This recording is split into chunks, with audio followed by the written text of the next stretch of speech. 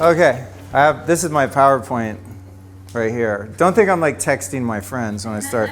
My first PowerPoint was this one, but that was a little antiquated, so I moved it on my phone. And I'll probably not follow any of it anyway, but I like to have my security blanket. So thank you for the warm welcome. And so good to see so many people here. I know so many of you. It's awesome. It sort of sucks having to talk because I kind of just want to hang out because I see so many people that I know, and there's, of course, people that I don't know. So those of you that I don't know, welcome, and the talk is for you because everyone else I already know, and they hear my ass all the time. So I have this podcast called The Life Stylist, and the reason I started that podcast is because I really wanted to share some of the things that I've been discovering for the past, almost 22 years now on my journey of personal development, self-improvement, like was said a moment ago, kind of becoming my own doctor and being responsible and autonomous for my own well-being in all areas. And so I started the show thinking that it would be all about the experts that I've been studying for all these years and sharing their experience and knowledge with the world, which I've done and I love doing. But it sort of turned out somehow that every once in a while someone says, hey, you know stuff too, will you come talk about that? And I really enjoy sharing what I've learned as well. So that's what we're going to do tonight. I would like to also say that I'm going to be talking about biohacking. And I'm going to be talking a bit more about the global human experience, not the world global, but global in our own lives, and delve a little bit more into the mindset, mindfulness, and the spirituality. Because there's one thing that I've learned over all of these years of research and kind of fine-tuning the lifestyle that I lead now, is that too much focus on just the physical tends to become kind of its own addiction or obsession or distraction. And I know that from my own experience. So it's like there's always this fine-tuning of balance between, for me at least personally, spending time getting the physical vessel, the meat suit or the space suit as I call it, on point, in tune, so that I'm able to do the real mission here. So I'm going to talk about all three of those things hopefully within the next hour or so, and then take a few questions. Does that sound good? Okay, awesome. And before we start, I'd like to get weird. Do you guys want to get weird? Yes. Okay. I was talking to a couple of friends outside, and we were talking about the weird things that I do out in the world. And it's so funny because the way I live, to me, is actually the normal way. So for example, I was talking, where's Amy Killen, Dr. Amy Killen, who, that woman right there has injected stem cells into my penis, by the way. Just like you might want to talk to her afterward if you True story. It's actually on YouTube too. You know, okay, I have to take a focus on that. Yeah. Well, it's funny. So before we get into getting weird, let's get weird. So I was talking to Amy outside about my trip to Park City, where she works at Docere clinics and does all kinds of crazy things with stem cells. And I go to the Long Beach airport, by the way, little known secret, that airport's way less stressful than LAX, and they have great flights going places. They also have this outdoor patio, and I was out there doing Kundalini yoga, breath work, have my shirt off, I'm out there grounding, barefoot, doing my thing, and I'm live streaming on Instagram. And just to show people like what you can do at an airport that's way more fun than geeking out on your phone or whatever, or waiting in line or something like that. And so I'm doing my thing, and security comes over, and they're like, sir, we heard that you're making noise over here. Someone has reported you. And it was funny because I was in such a chill space that I wasn't defensive or anything. You know, he caught me in a good moment where my guard wasn't up at all. And I said, oh, that's interesting because I'm being so quiet. All I'm doing is breathing. It's funny that someone would think that's making noise, you know. And he was like, what are you doing, some kind of yoga? I was like, yeah. He's like, cool, have fun, you know. That was the Long Beach airport. But with Amy's thing, Dr. Amy, and that whole stem cell thing, I had a film crew there, or one-man film crew, and then I live streamed the whole surgery, which I got, stem cells taken out of my bone marrow in my hip and out of my back fat-derived and bone marrow-derived stem cells. It's another story. It has nothing to do with this talk, but it's a pretty serious biohack. But I thought, you know what? I'm going to be in surgery. I'm going to interview Dr. Harry Adelson and Dr. Amy. And so we did the interview, and then I went under the knife and under anesthesia and just live stream the whole thing. But what was funny about it is that, I mean, obviously you're partially naked when you're having that procedure done. I know that they're going to protect my privacy and whatnot and not get me kicked off YouTube. But what was awesome is the cameraman, apparently I was out, but they reported to me afterward, the cameraman didn't know he was going to be filming surgery. He thought it was just going to be the interviews. And so after the interviews, I'm like, all right, dog, so I'm getting undressed. They're going to like put me under and start cutting me up. And he's like, what? So during me being under anesthesia and having the procedure done, homeboy kept getting all nauseous and having to leave the room. Yeah, he barely made it through, right? And then what's hilarious about it is when I turned the footage into my video editor, because I wanted to do a mashup of the surgery just to put something weird on YouTube. And my editor emails me and he's like, hey, no offense, but who the fuck shot this thing? This guy sucks. It's all shaky. I was like, homie didn't know what was on the agenda for his shooting. But anyway, that whole procedure does live on YouTube. And the reason I brought it up and why I think it's funny is I've never watched it because it'll make me queasy. Like, I can't watch that. Dr. Harry takes like an ice pick basically and a hammer and just like kunk and goes into your bone marrow, right in that big plate bone in your hip. Like, I can't watch that. But if you guys want to watch it, get real. It's totally not part of the presentation. Okay, I got to be mindful of time here. Where are we at? Okay. So back to getting weird, because that was the normal part. I'd like to do a little breath work, and I'd like to just bring us all into the room and get super present and just get a really good vibe going so we can take a deep dive and cover some what I hope is really beneficial information, okay?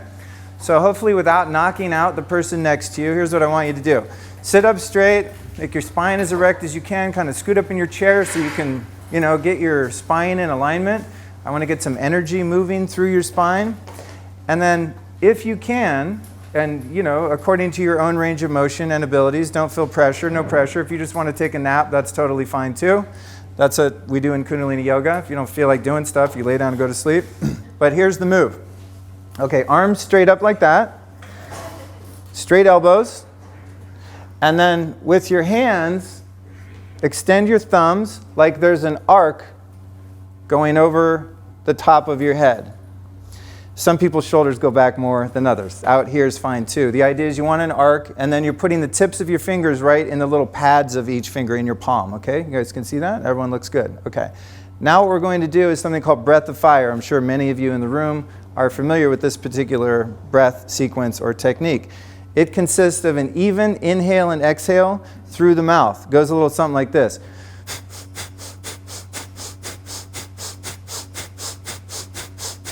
It's good if you can use your diaphragm and kind of use your gut, get that energy. What we're trying to do is move the energy from the lower base survival chakras that we all need to survive in a city like LA and move them up into the heart, move them up into the head, and eventually explode them out into the ethers. That's another class altogether.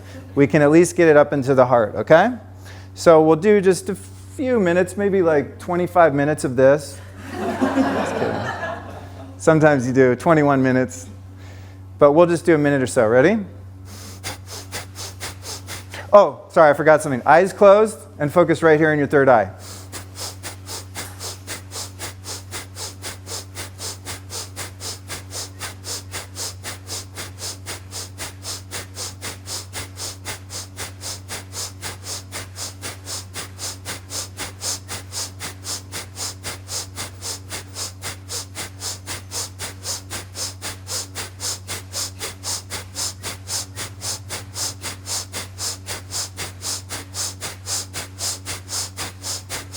Keep going.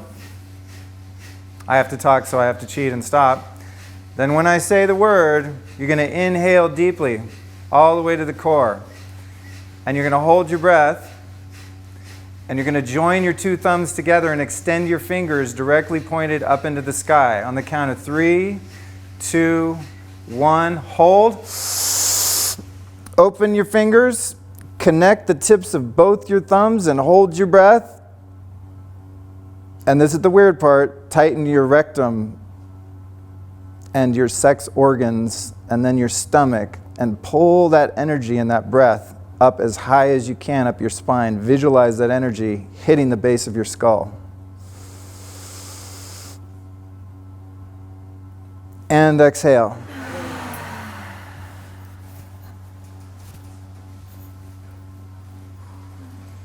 I'd like to take a poll. Does anyone feel a little bit different after having done that than they did just sitting there when I was shooting the shit before? Isn't that interesting? The breath and intention and awareness of intention and breath is so powerful. You know, I love all the technology here. I love coming to this place. I use all this stuff. I would be hard-pressed to give up all of these practices. But if you told me I could only do one thing the rest of my life, like one technique or trick or hack, it would probably be breath work. Yeah. And I'm not even an expert in the subject. I've done Kundalini yoga for a number of years. I've studied a lot of different types of breathing techniques, but I'm not like a teacher per se. I feel qualified to do that one safely, but it's a really great way to change your energy. And anytime I go do anything and have to kind of switch gears or switch my state, I'll just walk around the block and do that. I find somewhere where I don't look too crazy, you know, which is hard. And I just do things like that, and I just reset myself. And it's incredible the impact that it can have. And there's a lot more where that came from. And a lot of the stuff that I do that I find really impactful is from the tradition of Kundalini yoga.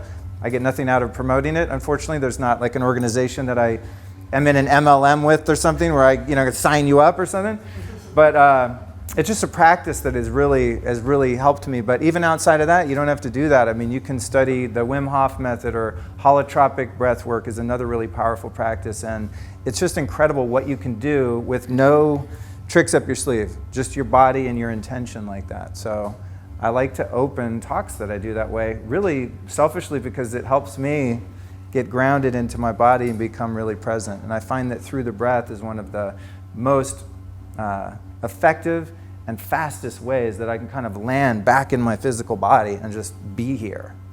So now that I'm here, I want to talk about a couple different things. As I said, I'm going to cover a little bit about the physical realm. And we did go on a deep dive into water last time I was here. I'm going to try and restrain myself and keep this part brief. It's something I'm very passionate about. I've found in the 20 plus years that I've been into all of this stuff that water is something that people know very little about or pay much attention to still, even now, even in a city like Santa Monica, Venice, LA, where people are super health conscious and they're eating paleo or vegan or organic or whatever, and they've got it all dialed. I think to a lot of people, water is just like, oh, this is water, whatever, water is water. Water is not just water, it's crucial. And everyone, of course, has a different opinion on what the best water is. Some people like really fancy filters. Some people like alkaline water. Some people like a certain bottled water. To me, in everything I do on the physical realm, I go back to nature and I go back to evolution. I'm not like a huge paleo guy or even an expert in that philosophy or way of eating, but it sort of makes sense to me that we want to go back to the successful things that we've done to end up where we are, and to cease doing some of the things that have led to the degradation of our health and our consciousness as a species, such as everything encompassing domestication, like lighting and EMFs and sedentary lifestyle and all of that. So what water did we drink and what water did we bathe in to get us where we are? The good DNA that we still have, what little there is left, right? We were drinking spring water. A lot of us don't realize that the best water on the planet literally just comes out of the earth. And now there's something that's been discovered and it's gotten some more attention within the realms of hard science. It's called primary water. Primary water is water that the earth literally produces. It's the most godly thing imaginable to me, that the planet, you know how the planet kind of makes lava? Like Hawaii, my VA lives in Hawaii, and she's like, oh, I'm off grid for 3 days, volcanic ash, really annoying. Tati, I'm sorry for listening, but I feel for her. I'm compassionate for her, not really. I'm like, let's get the podcast out. But the earth does a lot of crazy things, and one of the things that it produces in and of itself by the divine nature of the unseen hand is it makes water. So there's water that's never been through the hydrological cycle. There's also water that was once on the surface of the earth and then has gone back through the cycle and comes back up out of the earth, right? Through clouds and rain and snow and mountains and all those types of things. But what I'm after is the primary water. That's the chronic water. That's the water that's never seen the surface of the earth. It's never been exposed to industrial waste, nuclear testing, any of that. it's really the nectar, it's literally the nectar of the gods. And so, how does one find this water? One can get extreme and can go get it yourself. There's a site called findaspring.com that will locate springs all around the world for you. It's user generated, doesn't cost money. You can go find a spring and log it on there for other people to enjoy. I've put a couple on there myself and then later met people down the road. They're like, dude, I found that spring in Tahoe that you put on Find a Spring. It's cool. It's a great community. My friend Daniel Vitalis founded that site years ago. He's one of the guys that I didn't learn about spring water for him. I remembered about it because when I was a kid, my grandmother and my dad used to take me to collect spring water. That's like normal to country folk. It's funny, if you're like a hippie like me and you go out to a rural area and you ask the local farmers or cowboys or whatever, like, hey, I'm into the spring water thing, where's the spring? To them, it's nothing. They're like, yeah, it's right down there, like mile marker 6. Why would you go there? We water the horses there. What's the big deal? And I'm like, you don't get it. It's primary water, man. It's the nectar of the gods. And they're just like, okay, kid. Where are you from again? But it's a really magical thing. So I have a hierarchy of water document that I created just because I'm so passionate about it. You can find it. You guys probably don't want to get out your phones right now. Fuck it, get out your phones. If you have a US phone, get out your phone. And I'll text you my guide to water that has all the links and stuff, because you're going to be like, okay, how do I do this if you're interested? So grab your phone, and if you have a US phone, just do what I say, and you can write it down even. There's a one-word code that you're going to text, and open up your text app, and you're going to text one word, the water guide, to the number 44222. And then it'll prompt you to enter your name and email, and you can download my water guide. It's a really beautiful PDF that I created just to teach people about all the different types of bottled water, what I think the best filters are, about alkaline water, RO, distilled water, how to find spring water, what companies sell the best spring water, all that stuff. So you can text that and get that. It's going to add you to my email list, of course. But if you don't like it, just unsubscribe after you get the PDF. That's what I usually do. No, my email list is dope. All I'm going to do is send you like, hey, I have a new podcast. This is what it's about. I don't. Oh, I didn't tell you. I said the number, didn't I? 44222. So the word is the water guide. The number is 44222. All one word. Yeah, if you split it up, it's case sensitive. The water guide. All right. Just write it down if you don't feel like texting it or whatever. But it's a really valuable resource. And it, like I said, I've spent literally years putting all of these links and really studying all the water companies and which bottled water is the worst plastic and which ones make the best plastic. There's a lot to it, and I just scratched the surface. I could write a whole book about just water. But that's the number one biohack, you guys, because your blood is made of water. Your cells are around 97% water. Basically, what we are is a bag of water. If you die and you choose to get cremated, do you know what's left over? A little bucket of ash is about this big, like carbon or something. Where do the rest of you go? Or what, the rest of your meat suit? It evaporates in the fire, and it was once water. I guess it becomes steam, right? You literally turn into steam. Weird shit. So, quality water, number one. This Brita filter stuff is not happening. If you get a letter from the city of LA, DWP, whatever, and it's like, hey, here's our annual water report. We found out the water's safe. Are you really going to trust the government with your cells? Your blood? Honestly. No offense, government. I know you're watching, man. But yeah. Don't drink New World Order water, man. But really. Okay, so the water thing.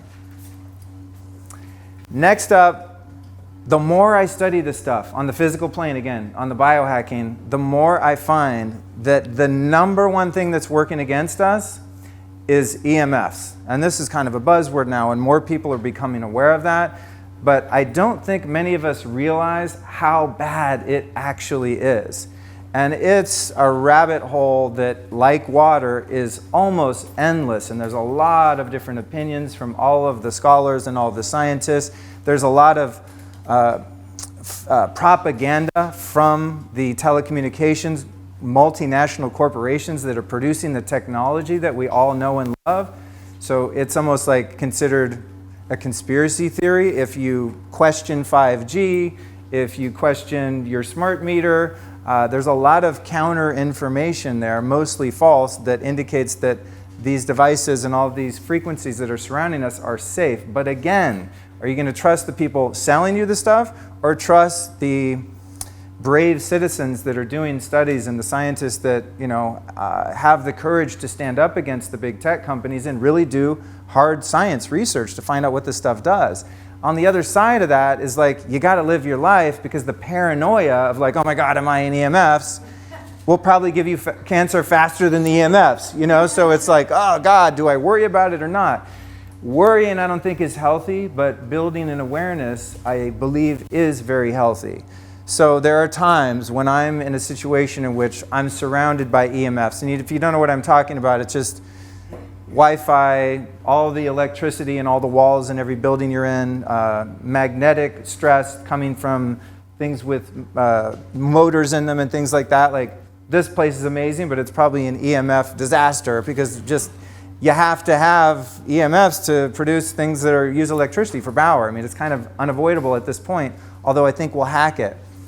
So that's what EMFs are. So without being paranoid, it's really important to find out where the different hot spots are and to understand how to limit your time in those spots. And in some cases, there are things that you can actually do to change it.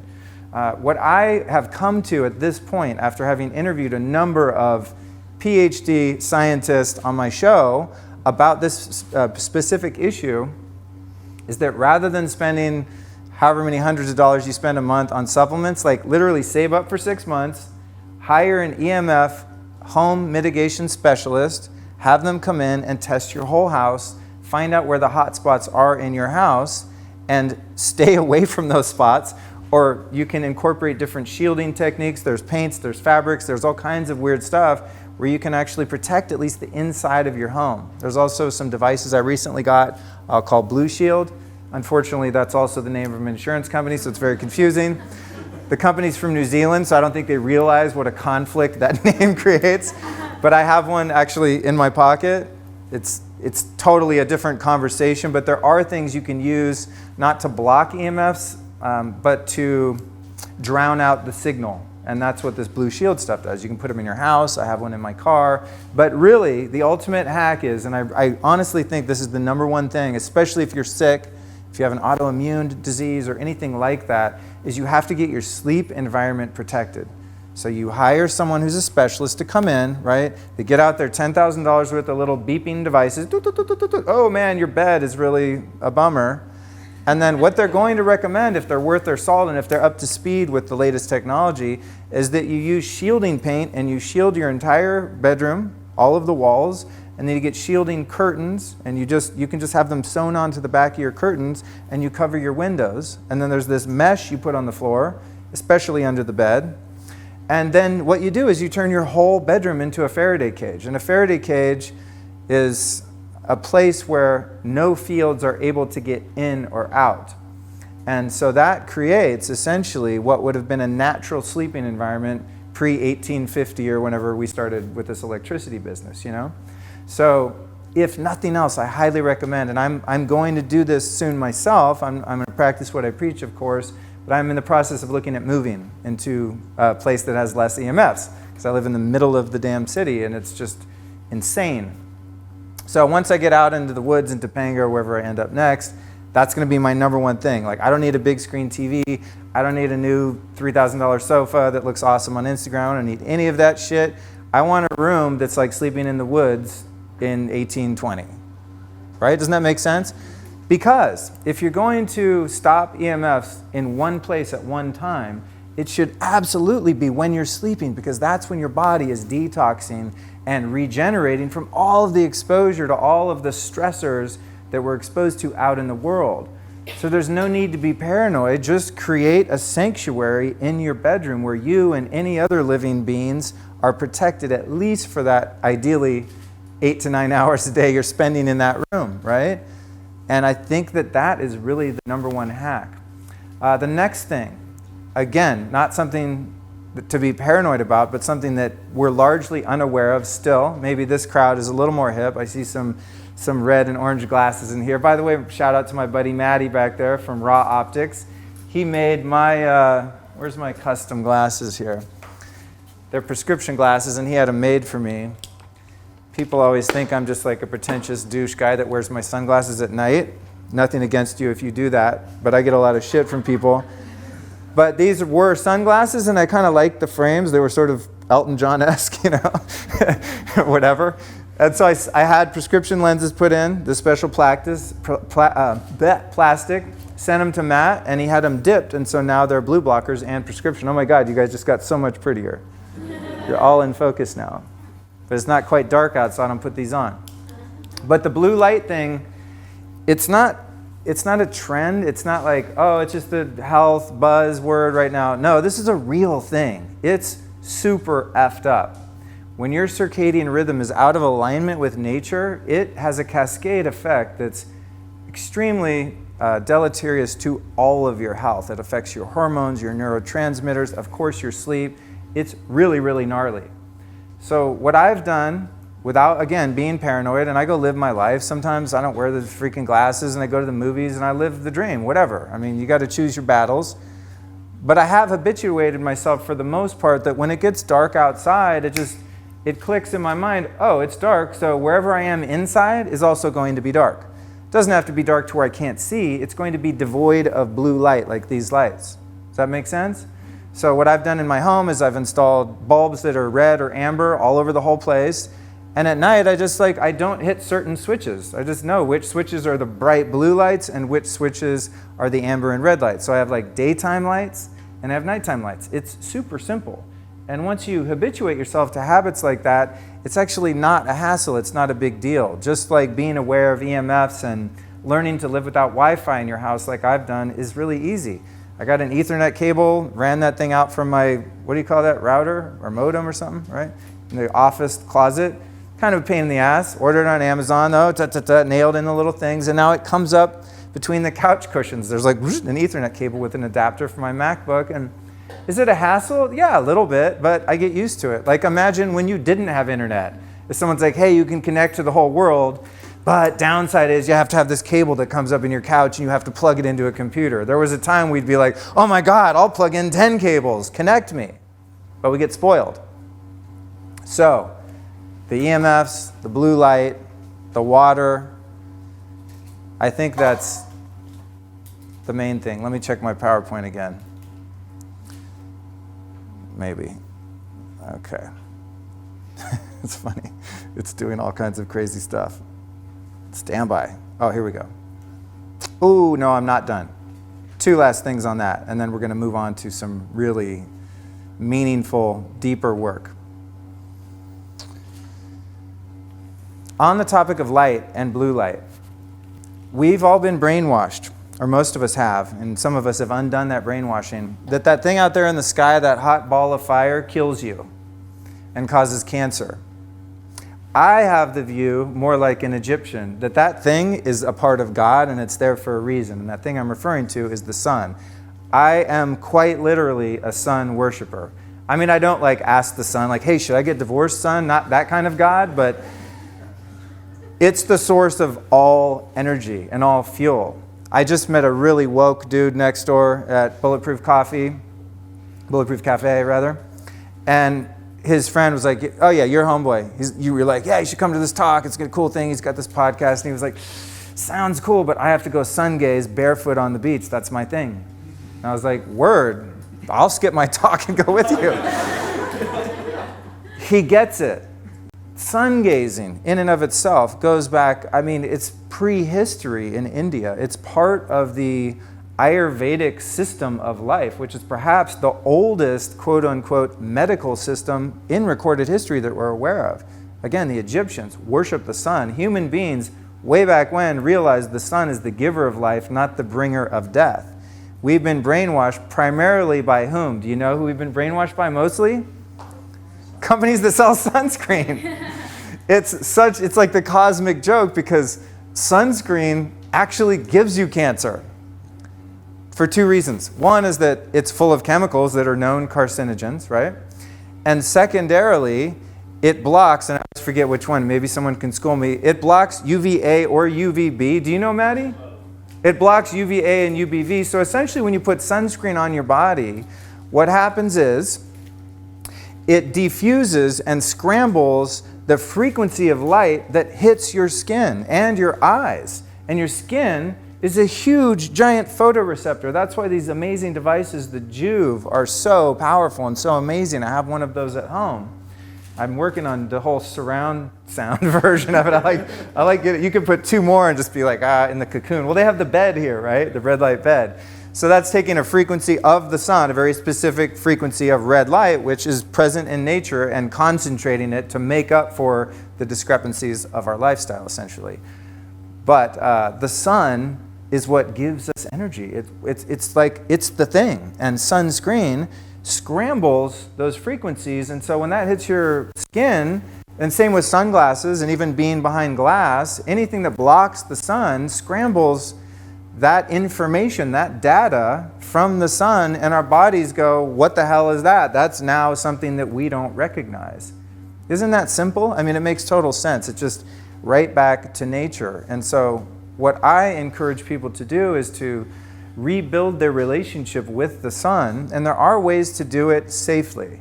If you're someone who's fair-skinned, you can, and don't sue me or anything, I have a medical disclaimer here. Someone comes back with 3rd-degree burns. You said the sun was safe. I have a homeboy who is super ginger, just covered in freckles, bright red hair, and he has acclimated himself to be out in the sun with the rest of us kind of olive Mediterranean homies, which a few of my friends are, and he rolls right with us up to a certain point. After a little while, he's like, whoa, and he dips back under the whatever, gets in the shade, and he's like, he knows his threshold, but he's pretty much neck and neck. Now, he didn't do that in one day. He did that incrementally. He rolled it out slowly. Maybe it's 5 minutes on the first day, and he's like, whoa, a little hot. The next day, 10 minutes. Next week, 15, and on and on and on, right?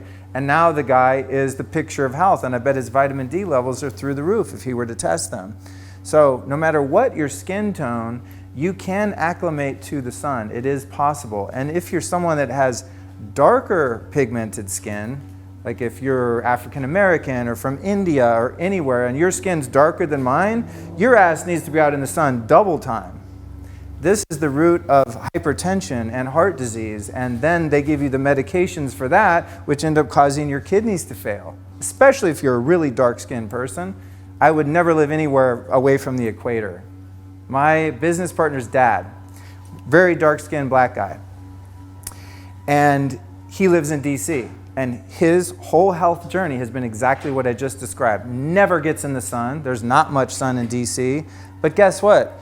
He came from a lineage of people that are out in the sun all goddamn day for thousands and thousands of years. And then for whatever reason, right? That's what I'm saying. Yes. They're feeling it right there. They've been getting sun. That's why they're happy. But that's what happened. He got the hypertension, whatever shit. They put him on statins. Now he's on dialysis. And what am I going to do? Go, hey man, you just need more sun, bro. Like, it's too late. Because he's been indoctrinated into the medical system. If he went to his allopathic Western doctor, and I'm sure he goes to some very qualified, highly intelligent doctors, but they're not trained to look at nature. They're trained to sell prescription drugs, and they're trained to provide surgery, and they're trained to help people with the problem once the problem has already happened. They're not trained to reverse the problem. And that's what we're really talking about with biohacking is it's like your body's a car and you're becoming your own mechanic. I don't very often have to take my car to the mechanic because I kind of figured out how most of it works and I fix it. And if it really breaks down, it's making a ding ding noise that I can't seem to locate or fix, then last resort I go to the doctor. But he's hopefully he's not a goner. Hopefully they're able to help him. I mean, God bless him. I would hope that he finds some sort of intervention that works. But I truly believe that the root of his problem is that he left the sun at some point. Yeah, thank you. Wow, you should set a timer for each section for me. That'd be great. Unintentional. That is a good note that I should move on. So you guys feel me? What I'm saying here can be summarized with this, is that the problems that we face physically, which of course then lead to emotional and mental and spiritual degeneration as a result of our health failing, because we lack the energy to bring our higher selves into the world, I believe are mostly rooted in our disconnection from nature, period. Now, I live in LA. I'm not that connected to nature. To me, it's like cost to benefit ratio. I love being around my tribe. I love the city. I love the convenience. I love the action. I love being close to here so I can come do a talk. If I lived in Idaho and these guys said, hey, you want to do a talk? It's a whole drama to do that. You know, I can't just go to lunch with someone. It's a little bit too much of a push. So what I do is I try to integrate nature into my lifestyle and still live in the city. So I have my cell phone in my pocket for my notes. You know this shit's on airplane. I'm not going to fry the testes with this situation while I'm talking. I don't need the phone on right now. See what I mean? So little incremental habits like that to just not be paranoid, not be, even with the food, what do they call that? It's an eating disorder? Orthorexic. I've done all that stuff. And so I'm here to tell you, like, yo, I survived, you guys. Like, don't do what I did. Don't be paranoid. But you still, I think if you want to be healthy, you have to take action. And action is what would nature do? Which to me equates to what would creation do? What would God do? Like, how are things innately designed and where have we gone astray? And how can I just take little steps to get back to that? Okay. He's back. He's barefoot. He gets it. Okay, now I'd like to kind of move out of the physical. And I want to talk a bit about mindset. And I've alluded to this because, of course, when you're paranoid about your environment and everything you eat and all that, you become mentally ill. It's a mental illness. They made a joke out of it on that show, Better Call Saul. Did anyone see that? The tinfoil hat guy. Really pissed me off that they did that because it illegitimized the actual real concerns around EMFs and they made kind of a joke of it. Good show, kind of a shitty message. But that's an extreme example of the other end of that, where a lot of that is just placebo and it's in his head and he's driving himself crazy being so paranoid. So the mind is really something that I think is also worth giving some attention to because it's something that I've worked on so deeply and profoundly and still continue to do to this day. And that is something that is often referred to as mindfulness, and it includes meditation. And I'm going to talk about how some of those things have benefited me. I'm sure some of you are doing them. But at the end of the day, what I've found out in my life is that most of my experience is created by the thoughts that I have about it. It's not what happens in my life. It's literally my reaction to it, my contextualization of it, my interpretation of it. It's the stories that the mind tells you about what just happened. They did this thing. It's bothering me. Why? Because I have all these ideas about why they did that and what that means. Totally not based in reality. I just interviewed one of my all-time favorite spiritual teachers named Byron Katie, and she's made a 30-plus year career out of just simply questioning the thoughts that come out of the mind. Thoughts such as, they didn't answer my email because they think I'm a worthless loser. Is that true? Well, it seems true. Where am I getting that information from? It's being generated by my mind. That person just cut me off, and they have a nicer car than me. They probably cut me off because they think they're better than me, because they have a newer car. Really? I mean, this is the kind of shit that I think of. The mind creates everything, because what happens is, I have a thought about something, and the mind runs with something. You know, it's like throwing a ball for the dog. It's just off. Something triggers the mind and triggers thought, and then the mind just runs with that. Yeah, that's true. Without the ability to question one's thoughts, the mind takes off with that, and then what happens is that starts to get verbalized. You know what? My mind does stuff like this. You know what? Fuck that guy. You know? It's just, I just start having negative thoughts about something or someone or myself. And there's no basis in it. But then I start to talk about it to my friends. Oh, you know what so-and-so did? I just start bitching and complaining. But the bitching and complaining about reality as a whole, and maybe specific instances within that reality, is that it's mostly just my mind talking to me, and then I start to verbalize that and give those thoughts energy. And then what happens is those thoughts actually get force and momentum behind them to where I really start to ingrain them in my consciousness and believe them. then I start taking action. You know what? I'm actually going to email them back. Uh-oh. When I start like getting in the vengeful email, whoa, I know I got to step back because I'm believing a story that my mind is telling me. And those stories can be about my family system. They can be about any type of relationship, professional relationship. The mind creates my whole reality because from the seed of that thought comes the speech, and then comes the action, and then that becomes who I am because I'm habituated into behaving according to whatever that thought and belief was. And that's the recipe for a really crappy life, because then I'm at the mercy of anything this freaking garbage pail up here creates. So I don't question it. So if that's true, and if anyone can identify with that in their own experience, how then does one create some separation and a gap between the thought happening and me just going, oh, my mind said the thing, now I'm doing the thing? Like, how do you not engage and get caught? How do you not get hooked? And what's helped me with this, after having just created an understanding that, wow, my mind is a really bad neighborhood, I need to really be careful to not walk through there alone, you know? Because I come from a long line of really crazy people. God bless them. I used to be really mentally ill, you know, and I'm not making light of that. Some people I'm sure have worse mental illnesses than mine, but I was really, really dysfunctional and crazy for a long time. So how do you get that gap of separation? And for me, there are many ways, such as mindfulness, of just that awareness as I'm talking about, but really the key into that kingdom is meditation.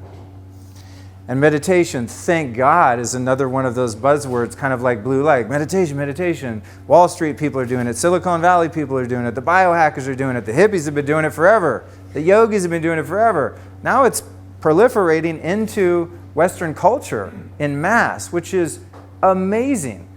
But I think there are still a lot of people, based on feedback that I get through my website, listeners to my podcast, people that I meet on the street that say, yeah, the meditation thing sounds cool, but it's too hard. I don't know how to do it. It's not accessible to me. I'm not one of those people that can meditate.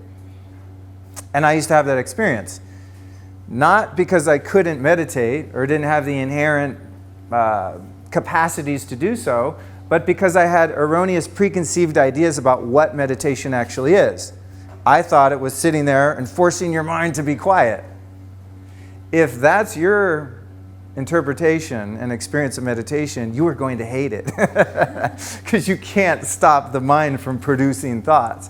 That's what the mind is built to do.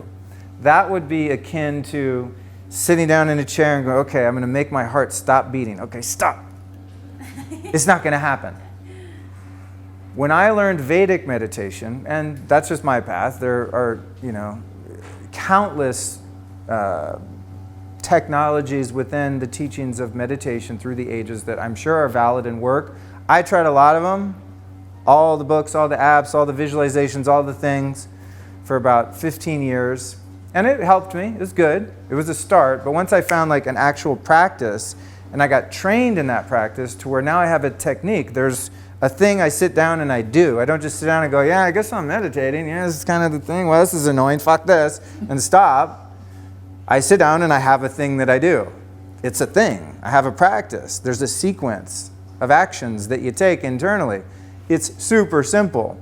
In fact, we could kind of do it right now. Maybe we'll do it. You guys want to meditate real quick? Yeah. Okay, cool. So,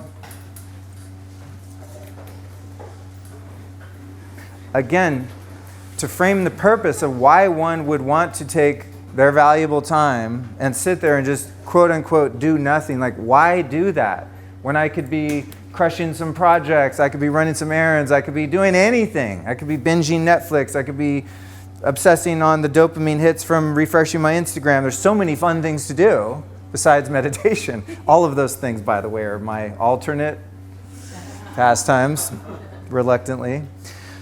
Why would one do that? Again, it's to create that separation. Because in a true practice of meditation, what's possible, and it's possible this fast for anyone, is to see that there's a thought and there's someone watching the thought. Who's the one sitting in meditation going, wow, I can't stop thinking. Look at all these thoughts. Who's the one watching all the thoughts? Who's the one? That's the one that I need to have a relationship with. That's the one that's going to guide my life. That's my true self, my higher self. It's not that I have a spirit or have a soul. That's what I am. That's what each one of us is a spirit, kind of stuck in this really whack machine called a body. I mean, God bless it. I love the body, God, thank you, and everything. But seriously, these things are a pain in the ass. That's why we need all this stuff. But there's someone else beside the personality, the ego, the emotions, the thoughts. There's someone else in there who's watching that. As I give this talk here to you guys, there's a me that's watching me do this little personality fun thing, the entertaining, hopefully inspiring Luke thing. I'm watching that happen. Might sound psychotic. Please, no one call the authorities. We don't have dual personalities. It's that witness consciousness, right? So with the meditation practice, and we'll just do a little taste, just, for some of you that haven't had the experience, it might be meaningful. For those of you that are like, yeah, duh, I get it, been meditating forever, cool. Then you'll just be like, oh, finally, I can stop listening and meditate.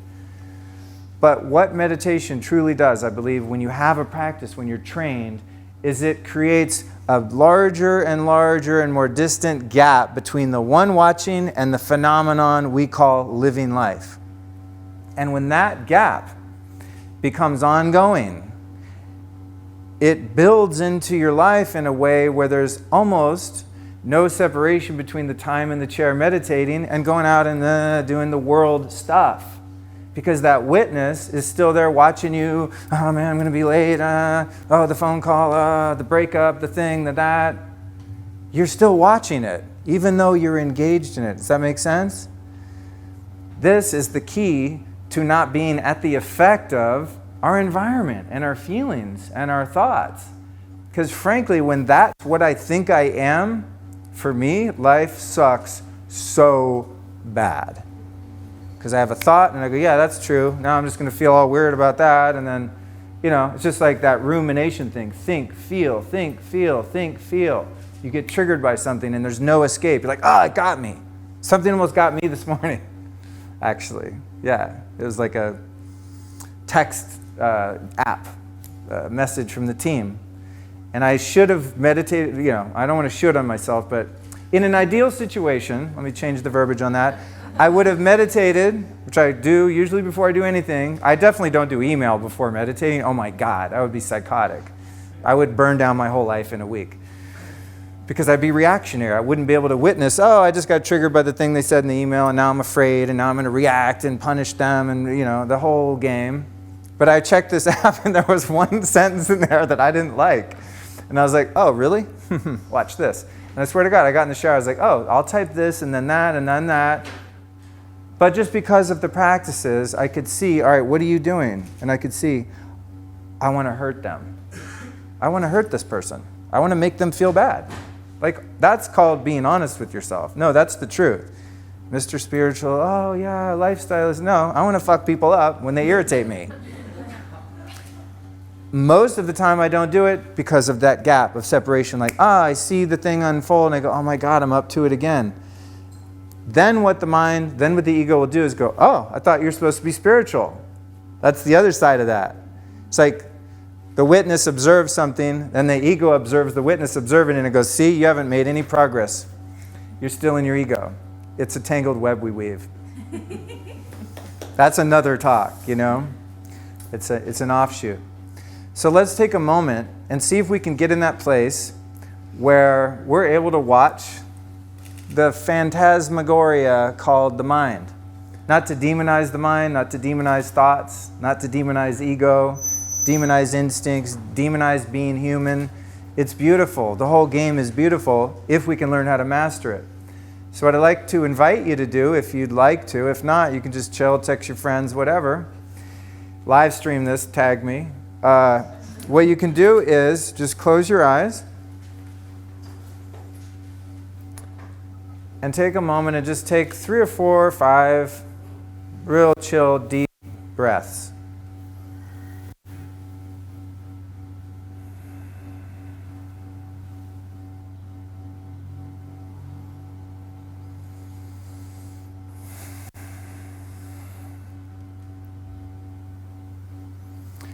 And then I want to play this game called, what's my next thought going to be? Ask yourself right now that question. What's my next thought going to be? And then stay calm, cool, collected, and watch what that thought is.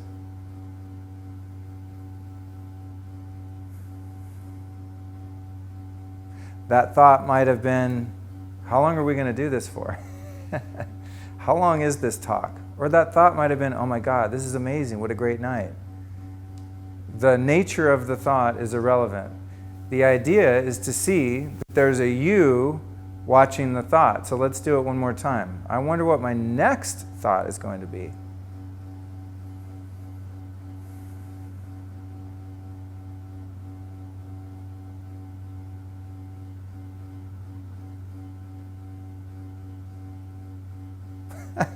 It's amazing. As I'm doing that with you guys, it's so fun to see how long the gap can be before the next thought comes. I just had a really nice gap. I think you guys are giving me really intense vibes in a positive sense. Because I went to this place instantly where all I hear is the things, the AC thing. It was like, oh my God. How many of you didn't notice that noise earlier? Yeah. Why? Because you're listening to me and I'm making noise and I'm engaging your attention. But it's because most of us are going, I got to do the thing. I got to the email. What time? Is the mind's going? It's just being that beautiful, busy, computing mind doing what it does. The CPU is just cranking. But when you stop and ask yourself, what's my next thought going to be? At times, there'll be a really long gap. And a long gap is probably 1/10,000th of a second, but it feels like an hour if you're someone who lives in a world where your mind is nonstop. It doesn't stop. And then what you can do is say, I wonder what my next thought is going to be. And you can go back. This is a gateway, a portal, an entry point into the concept of meditation and kind of taking a shortcut to the point, which is, how can I be the one observing all of this instead of always being the one that's caught up in the cyclone of thoughts and feelings? How can I get in touch with that? It's not even a part of me. How can I get in touch with capital T, the me, that's actually in control and has dominion over all that? And if I can do that sitting for just a couple minutes a day, then I can look at my time. Oh, it's been 20 minutes. Okay, wow, I got to get going. Then I can maybe answer that email and notice when I want to punish, or notice when I'm afraid, or notice when I'm feeling ashamed because they didn't give me what I wanted. They don't like me. They're rejecting me. All of those totally normal human things that a lot of us are at the mercy of. And then maybe in traffic, I see my mind go, no, don't let the guy in, you're going to be late. And I go, whoa. Where did that thought come from? Am I really going to be late? No, not at all. Okay, gas station puller outer, go ahead. You know what I mean? When you do that, you're like, nah, I want to let him in, but I can't. I just got to go. You know? So much easier to have that response to life when there is that separation, when I'm in touch with what I really am. And then life becomes more so about who I am and the energy that I'm sharing and producing in the world than it is about what I do. The weird flip side of that, in my experience, is the more I really focus on what I can become and who I am as a person, as a man, as someone who's creating positive energy out in the day-to-day life of the world, is that the more that's reflected back to me, and it's almost as if I live in this alternate universe where every person I meet like keeps eye contact with me and has this big heart space and is just loving and kind and open, and everywhere I go, everyone's like, yeah, go, dude, go, and they let me in. I mean, you really do create and manifest your reality out of the thoughts, out of the gap of separation, out of performing from that true self, that sort of angelic higher self, the soul. And this is when life gets really fun. Life's really fun that way, because when I make a dumbass mistake, which I make every 30 minutes or so, I don't take it so seriously. You know, there's not so much self-shaming and condemnation because there's not so much of that going outward toward other people. You know, it's like, oh man, everyone is literally doing the very best they can. even the most evil perpetrators you can imagine in the world that have harmed you or others, as evil as they may be, at a certain point of compassion, which is possible with these practices, I know that while I don't condone their evil behavior, that they're literally doing the best they can. And there's someone who's been captured by this thing, and they don't know there's any other reality. That's someone who's unconscious, you know? So a practice like meditation leads to a spiritual awakening where who and what I really am comes alive. And I can sit here in front of you guys and not be afraid and not be all weirded out and just have fun and be free. You know, I used to smoke crack to be free, straight up. I used to do heroin to be free. I mean, I had to go to those lengths to just not feel like this in my body and in my mind. I had to be so anesthetized. Now, stone cold sober, man, like a judge, just nada. I mean, some, nootropics and stuff. Bulletproof products. Not mind altering in the sense of, like crack, but I optimize, you know what I'm saying? Within the confines of what you would call sobriety or recovery. But I just say that to emphasize to you that those extremes of escapism and avoidance and numbing of pain, whether drugs are your thing or shopping or sex or being codependent, addicted to other people, like any of the disorders and neuroses that we humans tend to suffer from that are not only destructive to our own lives but to those that we relate to, those tend to become obsolete as a result of that spiritual awakening that these practices bring about. I tried to quit smoking cigarettes for like 15 years. The day I quit trying to smoke, I just quit. It's like, what? How does that work? Because it wasn't necessary to smoke anymore because I felt content in my body. I was okay with who I was. I didn't need to be like every 5 minutes like, God, a feeling happened. It's like feelings, let's go. Right now, whatever feeling emerges as I'm hanging out with you guys, I'm totally cool with that. I'm not afraid of a feeling anymore because of the practice of mindfulness and that intimacy, that relationship with myself. How are we doing on an old time ski? Okay, about an hour. I'll wrap it up in a minute.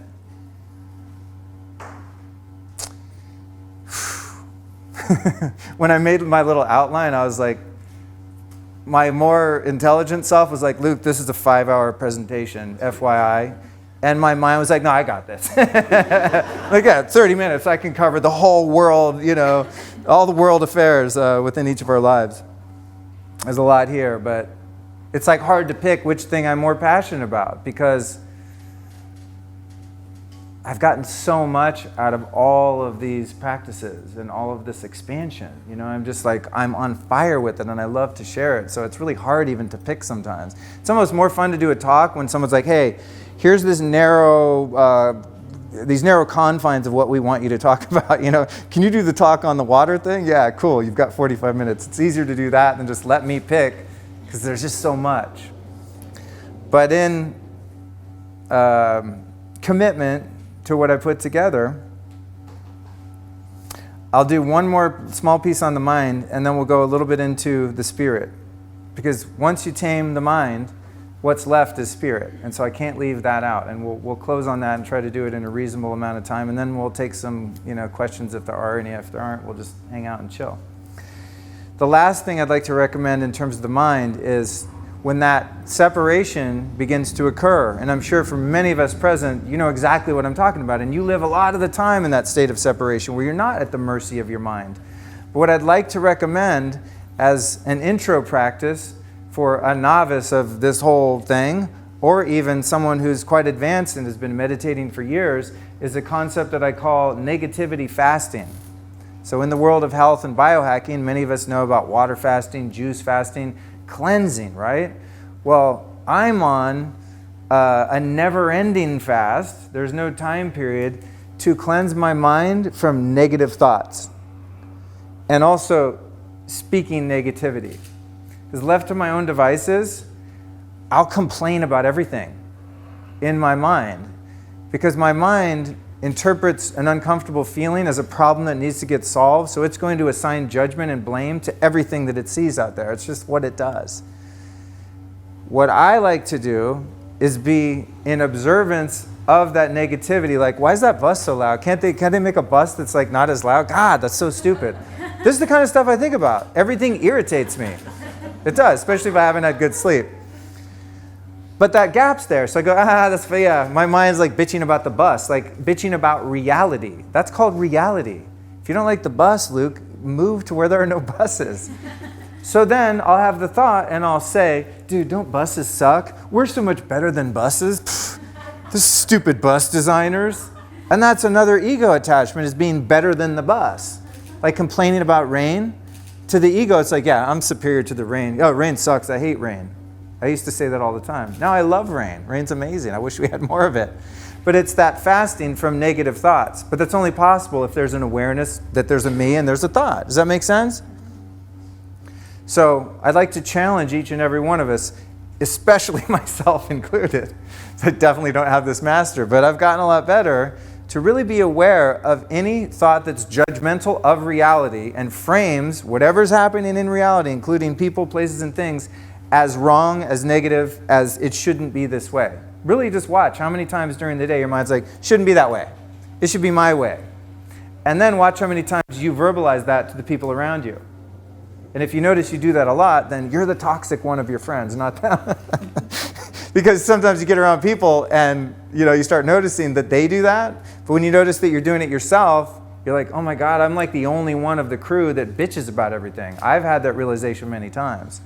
And having fasted a lot on negativity, I also am acutely aware of when I get around people that don't do this practice and they just bitch about everything all the time. And it's really uncomfortable to be around people like that. Not that I'm judging them, they're where they are, but it's like, I'm like, oh, how fast can I get away from these people? Because what'll happen is the magnetism of negativity will it's like the gravitational pull, right? It's like, I try to resist, and then I'm like, I'm in, fuck those guys, yeah, and I'm just like, And then I leave that situation and I have an emotional hangover. I'm like, God, I was feeling awesome. Like I got my sun, my spring water, I did the Juve, went to Bulletproof Labs, I'm doing all the things. It's like, why am I feeling off? Oh, I just hung around a bunch of bitchy people that I call friends. But by and large now, me and most of the people in my inner circle, 5 or 6 people I hang around, we're all aware of this. And if one of us starts to get a little bit on the dark side, we're like, use the force, come back.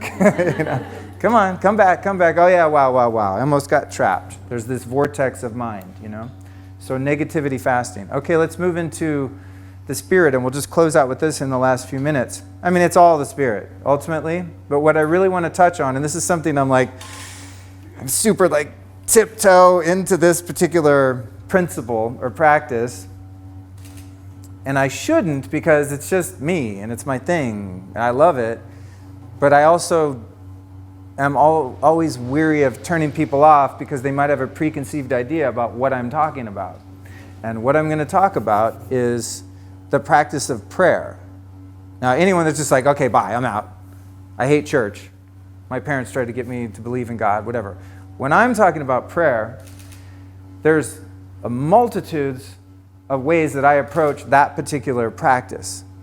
So how I contextualize prayer, for me, and if you are a religious person, I'm stoked, please tell me about it, because I find most people that are deeply religious are a lot happier than the rest of us who aren't, by and large, I mean, I went to one of the mega churches down in Orange County, the, what's it called? Rick Allen wrote a book, I forget what it's called.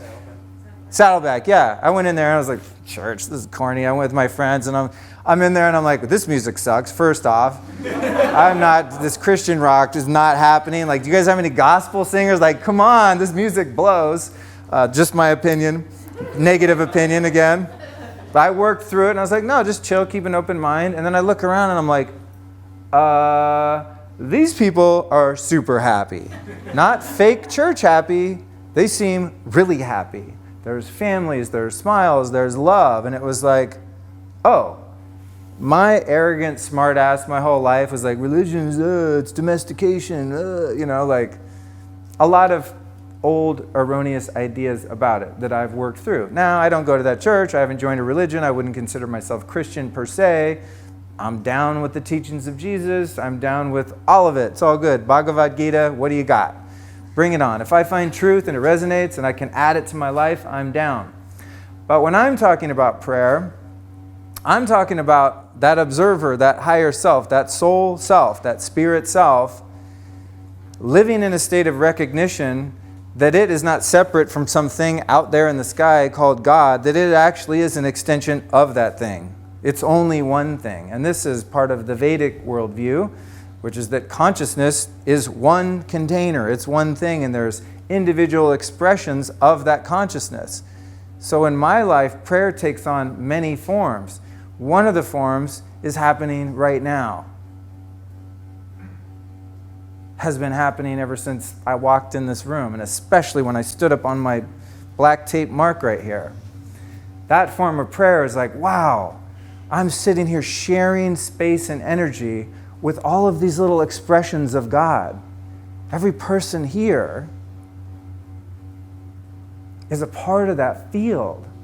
And I'm lucky enough to have my trippy little version of that. They called Luke's story October 29th, 1970 in Denver, Colorado. But I'm living a sense of prayer with you guys just standing here. Like I feel your hearts, I feel mine. I'm connected to my version of God, which is a field of energy, for lack of a better term. You know, it's a source of power. It's a source of energy. It's like a generator that generates this ineffable quality of intelligence and love that has no limits and no bounds, and that I could never begin to explain or understand. But if I can stay aware of that, and I can have reverence for that and appreciation of that and just acknowledgement of the majesty of that reality, that I don't feel that sense of separation with my fellows or even with reality as a whole. So a living prayer to me is the most meaningful prayer. That's the prayer that changes things. That's the prayer where you can go into divorce proceedings or, you know, a lawsuit. What do they call that? Mitigation? Is that what it is? Mediation, thank you. Mitigation's the EMF and mold thing. Got it, okay.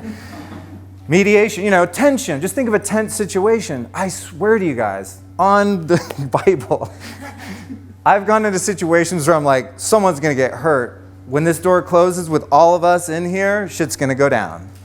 It's going to be ugly. And I go, no. There's a God. There's a thing. There's a thing. There's a love. There's a spirit. It's there. It's true. It's real. Let me just stay with that. And I sit down and I breathe and I love that other expression of consciousness that's sitting over there that my ego wants to strangle and kill the life out of. And I just pray, God bless them. God bless me. God help me.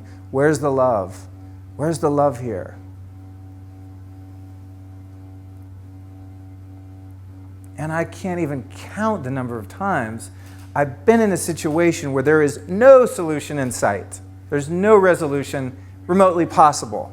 And by that application of a principle, like magic, someone says, you know what?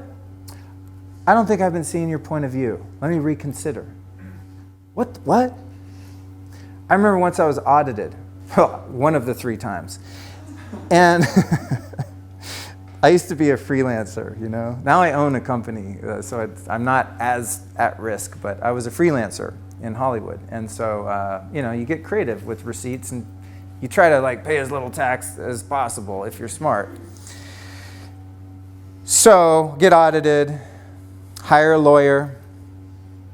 He kind of knows the way I live my life. He's aware of that. Friend of a friend. He kind of gets into the spirituality and all that. And we go into the IRS office in El Segundo, I think it was. And I'm nervous. You know, at the time, they wanted what was a lot of money. They were like, I don't know, they wanted $8,000 or something more than what I had paid, you know. And I'm like, I don't get $8,000. I don't even have $8,000 in credit. So, a little nervous, but I know there's a solution to every problem. And the solution to every problem is a spiritual solution. It's not by force.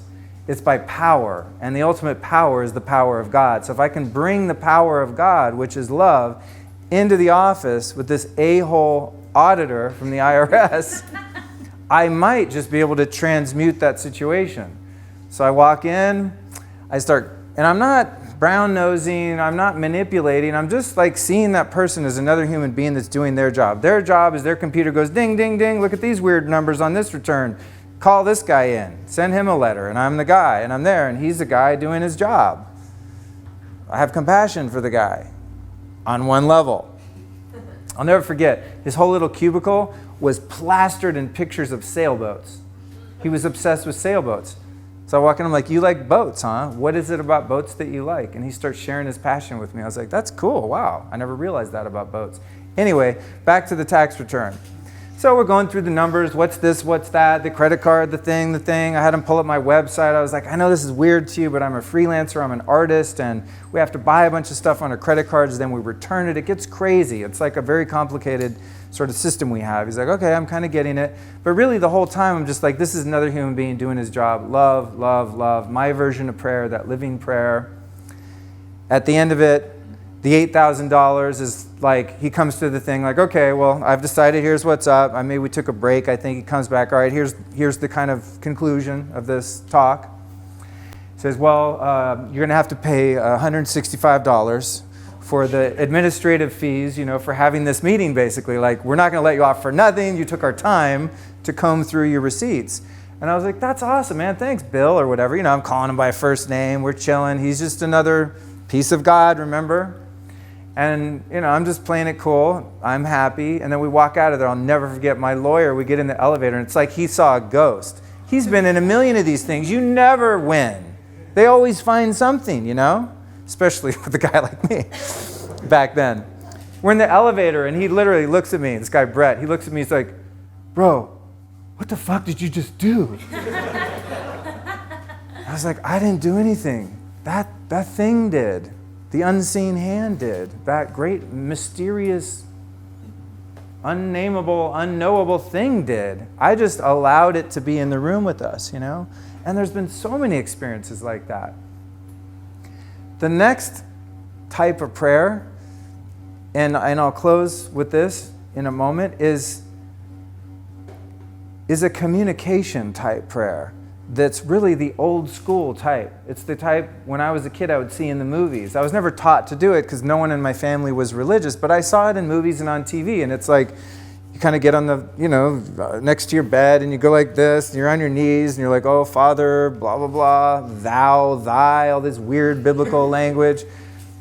I never got all of that, but I do my own version of that. It doesn't require any hand signals or anything. It's just, God, would you show me what to do? Would you be with me? Would you help me? That's always my prayer, just like, help me to do the right thing. Help me to see the reality through the fog of the mind, through the fog of the ego, through the fog of my feelings. There's all this stuff in the way of me seeing what's really happening. Would you help me see truth? Would you help me see love? Would you help me handle this situation according to the highest good for everyone involved? It's not like, hey, God, so check it out. I could use a Porsche, a bevy of supermodels, abs. No, it's just, my ideas, albeit sometimes are decent, but for the most part are very limited.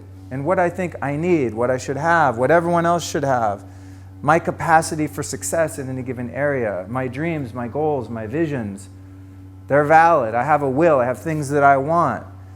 But to me, that intelligence that we sometimes call God probably has a better idea of what serves everyone to the highest degree, more so than me in my limited perspective, right? So it's an ongoing communication, but it's not at any given set time. It's just part of my life. It's someone I talk to. It's like having a shrink with me all the time. Hey, so check it out. I think I'm going to send this hateful email to these people. Is that a good idea? Questions like that. Should I do business with this person? Is this right? Does this feel good? Does this serve the highest good? Not just for me, but for the other party as well, and for the people that we might serve. or detract from in certain situations, you know? So it's born out of really my own survival through my recovery from addiction. And the prayer that changed my life, I always regret talking about because I get so touched by it, generally speaking. Not that there's anything wrong with that, but it's hard to talk and cry at the same time. But I was terribly afflicted. I was in bondage. I was trapped. I lived a life that was not of my own will. I was literally controlled by addiction. I mean, it just had me since I was, I'm not even kidding, this tall. It was just, I should probably start the talk with this. That would be like a real zinger. But it's a good ending. And I couldn't get out and I was trapped.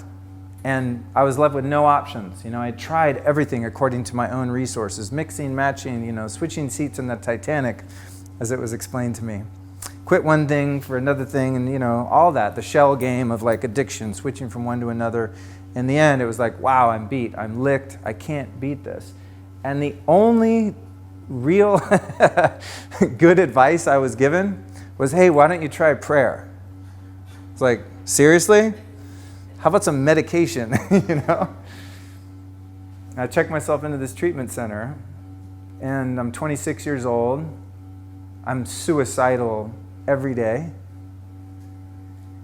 I don't want to live anymore. I don't see any point, but there's this tiny, tiny spark of hope in my heart. And somehow, when that was suggested to me, that spark of an idea, that this prayer thing might not be something that those jerks in religion do, that's fake and phony and judgmental and condemns you to hell and all that stuff. Just, now let me just leave that aside. Maybe there's something to this, because I'm sitting here after all the abuse I've done to myself at that point, and my heart's still beating. I'm still breathing in and out. What is that life force? What is that power? What is that thing? And because I had no other options and I was just desperate enough, I prayed to that thing. And my prayer was so simple. It was like, can you just set me free? Can you help me? I have a problem that I cannot fix at all. Whatever you are, wherever you are, here I am. I lay myself at your feet. Please help me. And that was February 15th, 1997. And from that moment until this moment standing in front of you, I've been free. You could call that coincidence. A skeptic could say, hey, I just got this amazing surge of willpower all of a sudden. I was like, I won't return the dealer's call. I don't think so. I think something really miraculous happened to me, and I've spent the last almost 22 years trying to really incorporate that same simple prayer into the rest of my life. So as I walk out here to begin this talk tonight, my ass is in the bathroom going, okay, God. It's not even the word God. It's just like, okay, so what am I supposed to do? How can I serve now? And then here's what we get. You know, so if you didn't like it, blame God. But this is what brings us to where we are, and I'll end the talk with this, and I appreciate you guys. Oh my God, shit. Such a long time. I'm sorry for those of you that, you know, were expecting to be out of here sooner. But I'll close with this, is that all of the practices, from the physical to the mental to the metaphysical and the spiritual, all serve one purpose and one purpose only in my life, and you're open to explore this for yourself, is that that's what gives me the capacity to be of service in the world and to be an entity, to be a single person that's able to spend a lot of my energy putting out and giving out, rather than being in the confines of like, where's mine, gimme. I don't live in a life of fear most of the time. I'm able to transmit and to share really amazing energy and discoveries with people, because that's what I'm praying for, is to be in touch with my highest self as much of the time as possible, and to be able to use that energy that I'm cultivating to serve whoever is in front of me in whatever way seems the most wise and compassionate. And that, in and of itself, is the ultimate biohack, is a life of service to others. It's even documented in science. It's called the helper's high. I used that on my way over here. This guy called me. He really needed some help. He's in bad shape. And I'm not saying this to virtue signal. It's just what I did selfishly for myself. He's in really bad shape, and I'm like, I'm too busy. I can't call this guy. And on the way over here, I was like, I got to do this talk. I was like, what could really lock me in? I was like, call homeboy and help him. And I talked to him all the way over here and really helped him with some challenging problems, you know? And I got the helper's high, and then I come in here and I get to transmit all of the stuff that I've been cultivating. And that, to me, is a life worth living. So thank you guys so much for your kind attention, and I really appreciate you coming here to join me tonight. And let's all just give ourselves a round of applause.